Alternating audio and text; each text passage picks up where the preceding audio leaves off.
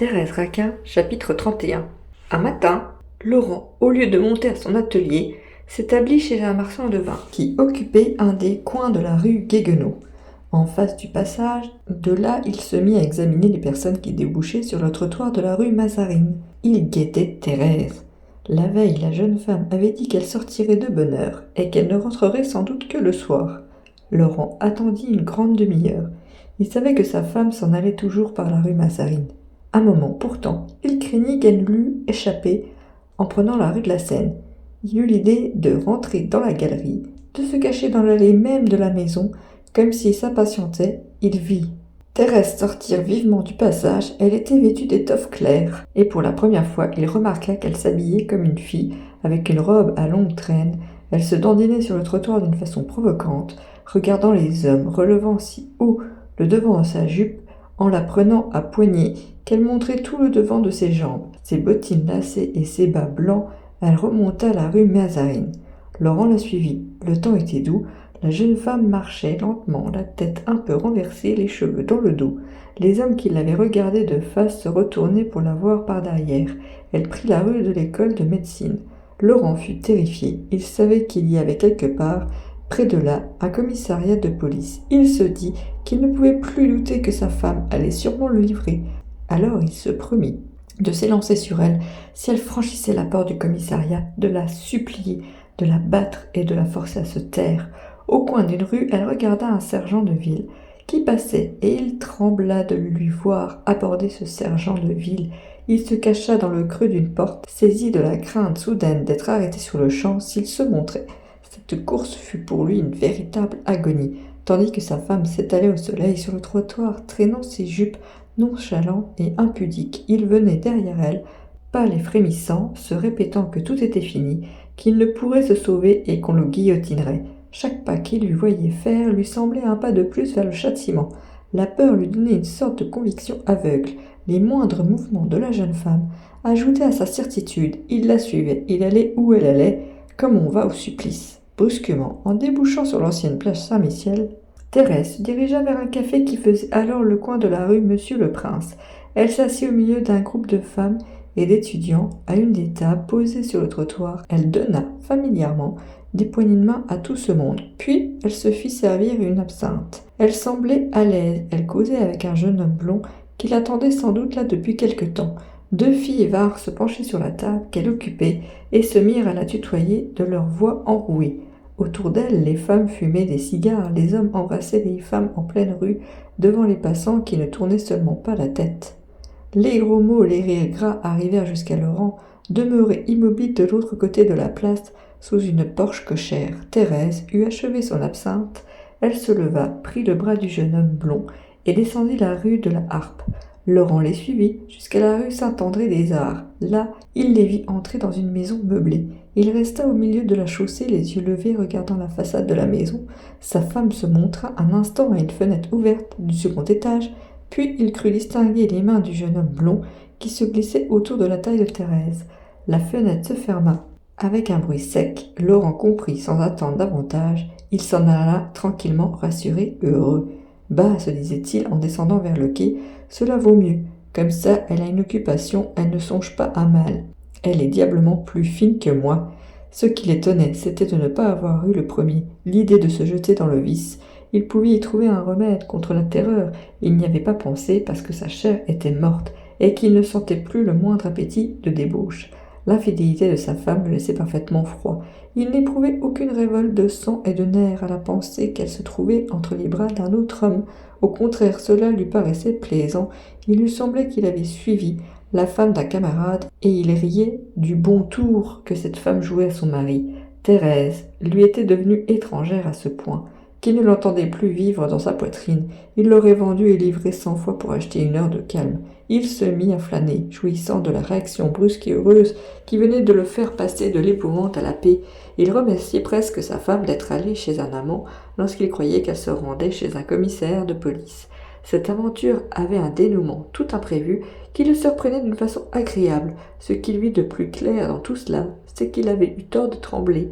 et qu'il devait à son tour goûter du vice pour voir si le vice ne le soulagerait pas en étourdissant ses pensées. Le soir, Laurent, en revenant à la boutique, décida qu'il demanderait quelques milliers de francs à sa femme et qu'il emploierait les grands moyens pour les obtenir. Il pensait que le vice coûte cher à un homme et il enviait vaguement les sorts des filles qui peuvent se vendre. Il attendit patiemment Thérèse, qui n'était pas encore rentrée. Quand elle arriva, il joua la douceur. Il ne lui parla pas de son espionnage du matin. Elle était un peu grise. Il s'échappait de ses vêtements mal rattachés, cette senteur âcre de tabac et de liqueur qui traîne dans les estaminets. Éreintée, la face marbrée de plaques livides, elle chancelait, tout alourdie par la fatigue honteuse de la journée. Le dîner fut silencieux. Thérèse ne mangea pas. Au dessert, Laurent posa les coudes sur la table et lui demanda carrément 5 000 francs. « Non, répondit-elle avec sécheresse. Je te laisserai libre, tu nous mettras sur la paille. Ignores-tu notre position? Nous allons tout droit à la misère. » C'est possible, reprit-il tranquillement, cela m'est égal, je veux de l'argent. Non, 1000 fois non, tu as quitté ta place, le commerce de mercerie ne marche plus du tout, et ce n'est pas avec les rentes de ma dot que nous pouvons vivre. Chaque jour, j'entame le capital pour te nourrir et te donner les 100 francs par mois que tu m'as arrachés. Tu n'auras pas d'avantage, entends-tu, c'est inutile. Réfléchis, ne refuse pas comme ça. Je te dis que je veux 5 000 francs et je les aurai, tu me les donneras quand même. Cet entêtement tranquille irrita Thérèse et acheva de la saouler. « Ah, je sais, cria-t-elle, tu veux finir comme tu as commencé il y a 4 ans, que nous t'entretenons. Tu n'es venu chez nous que pour manger et pour boire, et depuis ce temps tu es à notre charge. Monsieur ne fait rien, monsieur s'est arrangé de façon à vivre, à mes dépens, les bras croisés. Non, tu n'auras rien, pas un sou. Veux-tu que je te le dise? Eh bien, tu es un... » Et elle dit le mot. Laurent se mit à rire en haussant les épaules. Il se contenta de répondre. « Tu apprends de jolis mots dans le monde où tu vis maintenant. » Ce fut la seule allusion qu'il se permit de faire aux amours de Thérèse. Celle-ci redressa vivement la tête et dit d'un ton aigre. « En tout cas, je ne vis pas avec des assassins. » Laurent devint très pâle. Il garda un instant le silence, les yeux fixés sur sa femme, puis d'une voix tremblante. « Écoute, ma fille, reprit-il. Ne nous fâchons pas, cela ne vaudrait rien, ni pour toi, ni pour moi. Je suis à bout de courage. Il serait prudent de nous entendre si nous ne voulons pas qu'il nous arrive malheur. Je te demande 5 000 francs, parce que j'en ai besoin. Je puis même te dire que je compte les employer à assurer notre tranquillité. » Et il eut un étrange sourire et continua. « Voyons, réfléchis, donne-moi ton dernier mot. » « C'est tout réfléchi, répondit la jeune femme. Je te l'ai dit. Tu n'auras pas un sou. » Son mari se leva avec violence. Elle eut peur d'être battue. Elle se fit toute petite, décidée à ne pas céder sous les coups, mais Laurent ne s'approcha même pas. Il se contenta de lui déclarer froidement qu'il était las de la vie et qu'il allait conter l'histoire du meurtre au commissariat de police du quartier. « Tu me pousses à bout, dit-il, tu me rends l'existence insupportable, je préfère en finir.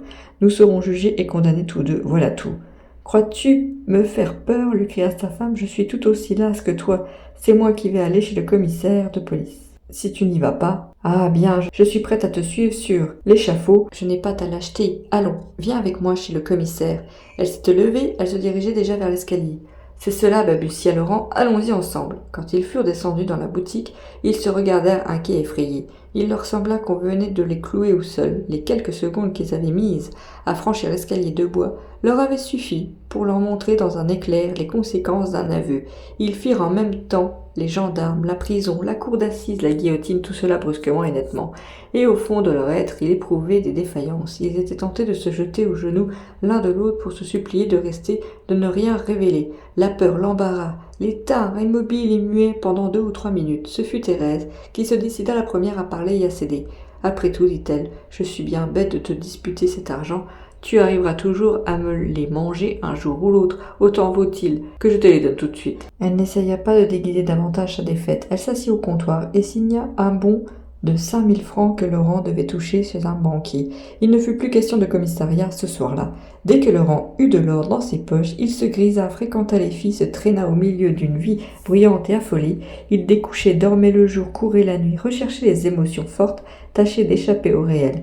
Mais il ne réussit qu'à s'affaisser davantage. Lorsqu'on criait autour de lui, il entendait le grand silence terrible qui était en lui. Lorsqu'une maîtresse l'embrassait, lorsqu'il vidait son verre, il ne trouvait au fond de l'assouvissement qu'une tristesse lourde. Il n'était plus fait pour la luxure et la gloutonnerie. Son être refroidi, comme rigide à l'intérieur, s'énervait sous les baisers et dans les repas. Écœuré à l'avance, il ne parvenait point à se monter l'imagination, à exciter ses sens et son estomac. Il souffrait un peu plus, en se forçant à la débauche, et c'était tout. Puis, quand il rentrait, quand il revoyait Madame Raquin et Thérèse, sa lassitude le livrait à des crises affreuses de terreur.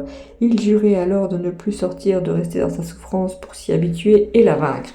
De son côté, Thérèse sortit de moins en moins. Pendant un mois, elle vécut comme Laurent sur les trottoirs, dans les cafés. Elle rentrait un instant le soir, faisait manger Madame Raquin, la couchait et s'absentait de nouveau jusqu'au lendemain. Et elle et son mari restèrent une fois 4 jours sans se voir. Puis elle eut des dégoûts profonds. Elle sentit que le vice ne lui réussissait pas. Plus que la comédie du remords, elle s'était en vain traînée dans tous les hôtels garnis du quartier latin. Elle avait en vain mené une vie sale et tapageuse. Ses nerfs étaient brisés, la débauche, les plaisirs physiques ne lui donnaient plus de secousses assez violentes pour lui procurer l'oubli. Elle était comme un de ces ivrognes dont le palais brûlé reste insensible sous le feu des liqueurs les plus fortes. Elle restait inerte dans la luxure, elle n'avait plus cherché auprès de ses amants qu'ennui et lassitude. Alors, elle les quitta, se disant qu'ils lui étaient inutiles. Elle fut prise d'une paresse désespérée qui la retint au logis. En jupon malpropre dépeigné, la figure et les mains sales, elle s'oublia dans la crasse. Lorsque les 2 meurtriers se retrouvèrent ainsi face à face, lassés, ayant épuisé tous les moyens de se sauver, l'un de l'autre, ils comprirent qu'ils n'auraient plus la force de lutter. La débauche n'avait pas voulu d'eux et venait de les rejeter à leur angoisse. Il était de nouveau dans le logement sombre et humide du passage. Il y était comme emprisonné désormais, car souvent ils avaient tenté le salut et jamais ils n'avaient pu briser le lien sanglant qui les liait. Ils ne songèrent même plus à essayer une besogne impossible. Ils se sentirent tellement poussés, écrasés, attachés ensemble par les faits qu'ils eurent conscience que toute révolte serait ridicule. Ils reprirent leur vie commune, mais leur haine devint la rage furieuse. Les querelles du soir recommencèrent d'ailleurs, les coups, les cris duraient tout le jour. À la haine vint se joindre la méfiance, et la méfiance acheva de les rendre fous. Ils eurent peur l'un de l'autre. La scène qui avait suivi la demande des 5000 francs se reproduisit bientôt matin et soir. Leur idée fixe était qu'ils voulaient se livrer mutuellement. Ils ne sortaient pas de là. Quand l'un d'eux disait une parole, faisait un geste, l'autre s'imaginait qu'il avait le projet d'aller chez le commissaire de police. Alors ils se battaient ou ils s'imploraient dans leur colère. Ils criaient qu'ils couraient, tout révélés, s'ils s'épouvantaient à en mourir. Puis ils frissonnaient et s'humiliaient. Ils se promettaient avec des larmes amères de garder le silence. Ils souffraient horriblement, mais ils ne se sentaient pas le courage de se guérir en posant un fer rouge sur la plaie. Ils se menaçaient de confesser le crime, c'était uniquement pour se terrifier et s'en ôter la pensée, car jamais ils n'auraient eu la force de parler et de chercher la paix dans le châtiment. À plus de 20 reprises, ils allèrent jusqu'à la porte du commissariat de police. L'un suivant l'autre, tantôt c'était Laurent qui voulait avouer le meurtre, tantôt c'était Thérèse qui courait se livrer, et ils se rejoignirent toujours dans la rue, et ils se décidaient toujours à attendre encore, après avoir échangé des insultes et des prières ardentes. Chaque nouvelle crise les laissait plus soupçonneux et plus farouches. Du matin au soir, ils s'espionnaient. Laurent ne quittait plus le logement du passage, et Thérèse ne laissait plus sortir seule. Leurs soupçons, leur épouvante, des aveux les rapprochèrent, les unirent dans une intimité atroce. Jamais, depuis leur mariage, ils n'avaient vécu si étroitement liés l'un à l'autre, et jamais ils n'avaient tant souffert, mais malgré les angoisses qu'ils s'imposaient, ils ne se quittaient pas des yeux. Ils aimaient mieux endurer les douleurs les plus cuisantes que de se séparer pendant 1 heure. Si Thérèse descendait à la boutique, Laurent la suivait par crainte qu'elle ne causât avec une cliente. Si Laurent se tenait sur la porte regardant les gens qui traversaient le passage, Thérèse se plaçait à côté de lui pour voir s'il ne parlait à personne. Le jeudi soir, quand les invités étaient là, les meurtriers s'adressaient des regards suppliants. Ils s'écoutaient avec terreur, s'attendant chacun à quelques aveux de son complice, donnant aux phrases commencées des sens compromettants. Un tel état de guerre ne pouvait durer davantage. Thérèse et Laurent en arrivèrent, chacun de son côté, à rêver d'échapper par un nouveau crime aux conséquences de leur premier crime. Il fallait absolument que l'un d'eux disparût pour que l'autre goûtât quelque repos. Cette réflexion leur vint en même temps. Tous deux sentirent la nécessité pressante d'une séparation. Tous deux voulurent une séparation éternelle. Le meurtre qui se présenta à leurs pensées leur sembla naturel, fatal, forcément amené par le meurtre de Camille. Ils ne le discutèrent même pas.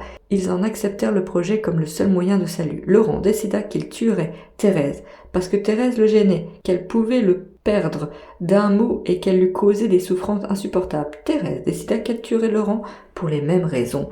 La résolution bien arrêtée d'un assassinat les calma un peu. Ils firent leur disposition. D'ailleurs, ils jaillissaient dans la fièvre, sans trop de prudence. Ils ne pensaient que vaguement aux conséquences probables d'un meurtre, commis sans que la fuite de l'impunité fût assurée. Ils sentaient invisiblement le besoin de se tuer. Ils obéissaient à ce besoin en brute furieuse. Ils ne se seraient pas livrés pour leur premier crime. Ils avaient dissimulé avec tant d'habileté et ils risquaient la guillotine en commettant un second qu'ils ne songeaient seulement pas à cacher. Il y avait là une contradiction de conduite qu'ils ne voyaient même point. Ils se disaient simplement que s'ils parvenaient à fuir, ils iraient vivre à l'étranger. Après avoir pris tout l'argent, Thérèse, depuis 15 à 20 jours, avait retiré les quelques milliers de francs qui restaient de sa dot, et les tenait enfermés dans un tiroir que Laurent connaissait. Ils ne se demandèrent pas un instant ce que deviendrait Madame Raquin. Laurent avait rencontré quelques semaines auparavant un de ses anciens camarades de collège, alors préparateur chez un chimiste célèbre, qui s'occupait beaucoup de toxicologie. Ce camarade lui avait fait visiter le laboratoire où il travaillait, lui montrant les appareils, lui nommant les drogues. Un soir, lorsqu'il fut décidé au meurtre, Laurent, comme Thérèse, buvait devant lui un verre d'eau sucrée. Se souvint d'avoir vu dans le laboratoire un petit flacon de grès contenant de l'acide prussique. En se rappelant ce que lui avait dit le jeune préparateur sur les effets terribles de ce poison qui foudroie et laisse peu de traces, il songea que c'était là le poison qu'il eût fallu. Le lendemain, il réussit à échapper. Il rendit visite à son ami et pendant que celui-ci avait le dos tourné, il vola le petit flacon de grès. Le même jour, Thérèse profita de l'absence de Laurent pour faire repasser un grand couteau de cuisine avec lequel on cassait le sucre et qui était tout ébréché. Elle cacha le couteau sous un coin du buffet. Fin du chapitre 31.